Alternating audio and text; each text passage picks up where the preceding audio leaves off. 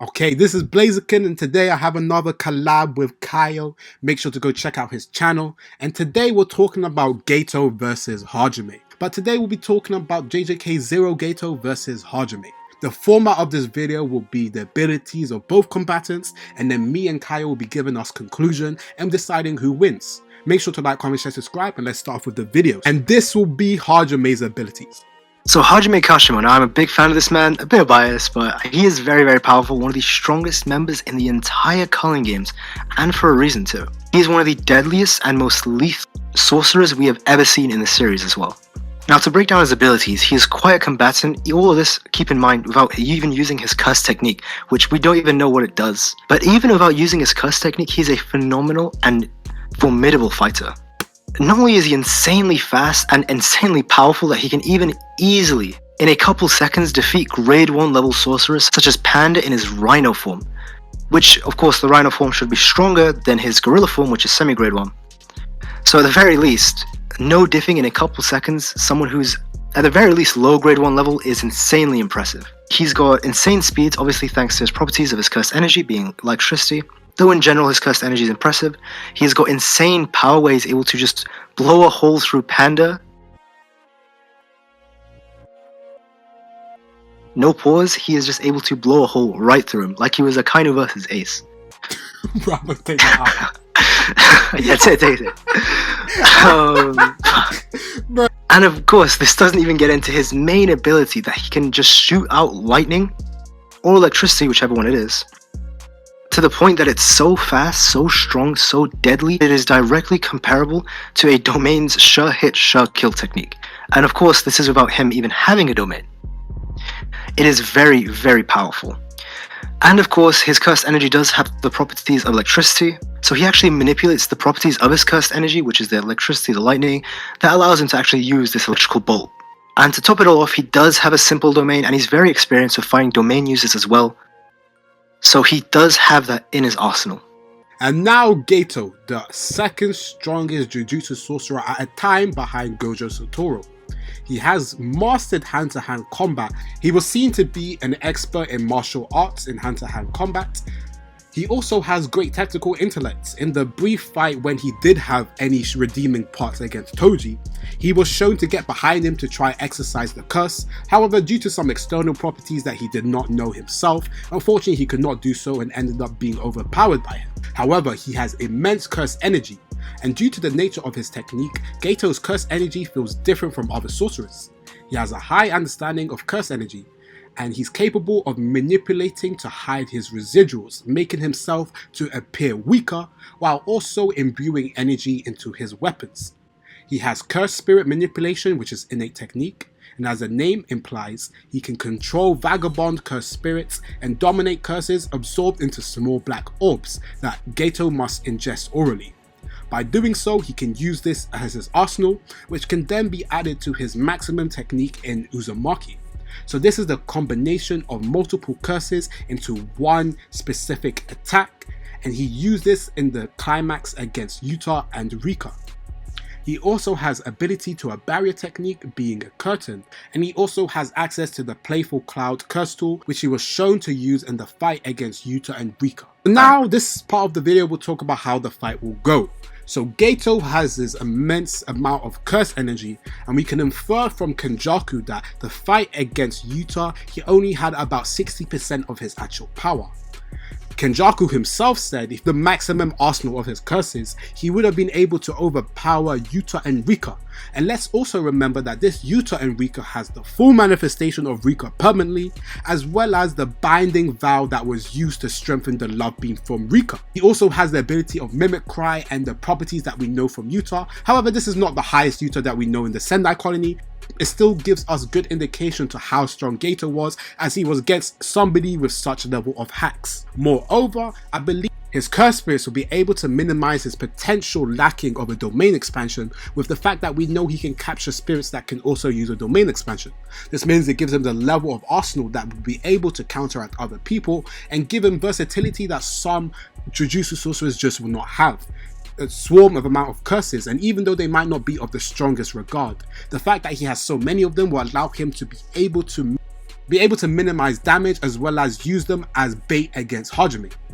Moreover, he has his ability of Uzumaki, where he needs to output one major blast against Hajime to finish him off. He has Uzumaki, which can seem to have a high level output, as well as he did not use all of his curses in one go in the fight against Yuta. Furthermore, he seemed to have good durability, with the fact that even when Yuta used his Binding Vow Love Beam, the only damage he seemed to have gone was the loss of his arm, and he still managed to fled from the scene.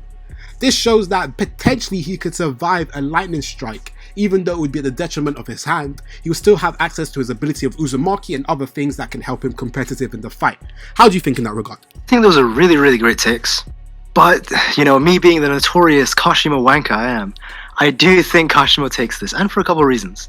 Now, of course, it's exactly like you said, we do have to take into account that Geto was only using 60% of his power against Yuta, so we can assume that, of course, he probably kept his stronger curse spirits to himself, like the special grade to use against Yuta. But of course, the biggest bonus that he gets from this is that his Uzumaki actually is stronger the more curses he has, which is really crazy since he was already so destructive. I do think Kashimo wins this. I think he wins really well as well. Now, the reason I say this is that besides some of the special grade sorcerers that Geto has in his arsenal, all the other curses that he has in his arsenal are really fodder tier. I mean, if characters like Naname, as we saw in the JJK movie, made absolute fodder tier of them, or something that's more canon such as Todo, who I can't remember if it was 100 or 1,000. At the very least, he killed many cursed spirits there, and he made them look like such fodder that was actually the thing that made him famous. Or I think even made him a grade 1 sorcerer. It was one of the two. Either way, it was something that Todo did, and from the scene that we get, he actually looked pretty fine from it too. Now, these are grade 1 sorcerers who would get one-shot and out-blitzed by Kashimo. So this is why I do think that though Geto has many cursed spirits that he could throw at him, even at full power, I think at the end of the day, it's just going to be like with Rika and Yuta, especially because Kashimo's base scales so highly, he's going to just blitz and make fodder out of all of these. But of course, then it all comes down to the Uzumaki, and if Kashimo can dodge that. Now, of course, I do think at the very beginning of the fight, Kashimo is going to take his arm off with his lightning. It's obviously, if you go with the manga, which is canon, not the movie, although the movie does actually make Geto look better, a baby Yuta who still doesn't know how to use his abilities properly, he's going off instinct. Well, anime movie, it was a black flash. What's crazy is that in the manga, it wasn't a black flash, it was a regular punch, and it made Geto bleed profusely. Though obviously the anime has a different interpretation of this, but if you go with the manga, then of course Geto in terms of base is going to get bodied by Kashimo, not even including the lightning, though the lightning is going to damage him a lot. And he doesn't have reverse curse technique, as he would have used it after Yuta took half his body with the pure love beam. But the main point is, could Kashimo survive the Uzumaki? Now, I don't think it's about him surviving, I actually think it's about him dodging. But a grade 1 sorcerer, granted he's great at simple domains, he is just a grade 1 sorcerer, managed to, with his simple domain, new shadow style technique, he was able to actually dodge Kenjaku's Uzumaki. And remember, Kenjaku's Uzumaki, I think it's hundreds of times, at the very least tens of times stronger and faster than Geto's, because obviously Geto had a couple of thousand, what is it, like a couple, like 10, 20,000? Yeah. Maybe 30? Yeah. Yeah, and Kenjaku had 10 million when he used his Uzumaki. So, quite a big difference, and if Kusabe is able to dodge it, or at the very least, he did something to deflect it, I think it was just dodging it, moving people out in time. Kashimo being so much stronger than the average grade 1 sorcerer, with his simple domain, the Hollow Wicker Basket, should be able to dodge it. And of course, even with his base speed, he should be able to take Geto's back. But that's just what I think. A lot of Kashimo wank on my end, as you all know, so I'm going to throw it to blzkn. What do you think about everything I just said? Yeah, in terms of hand-to-hand combat in all those regards, I agree. However, I think one thing that could be seen as you're potentially sleeping on Geto is what the narration has talked about Geto himself.